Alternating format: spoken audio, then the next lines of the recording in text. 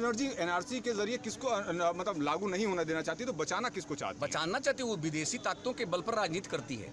ममता बनर्जी जी ममता बनर्जी जी नहीं भूल जाती हैं कि उनका जो है दुर्बल दिन आने वाला है। यह भाव भाषा बदल दो, नहीं तो बंगाल में जा करके राजनीति करना है तो बांग्लादेश में चली जाइए। जब बांग्लादेशियों को रख करके राजनीति करना है तो अच्छा होगा। हम निवेदन करता हूं कि उनको जा करके बांग्लादेश के प्रधानमंत्री बनना चाहिए राजनीति करके, यदि हिम्मत हो तो। लेकिन भारत की धरती पर विदेशी आकर के रिफ्यूजी बन करके रहें और भारतीय राजनीति को प्रभावित करें, इसको हम लोग कभी भी बर्दाश्त नहीं करेंगे। और हमारे नेता का तो घोषणा है, इतना तो साहसपूर्वक कोई घोषणा करता ही नहीं है।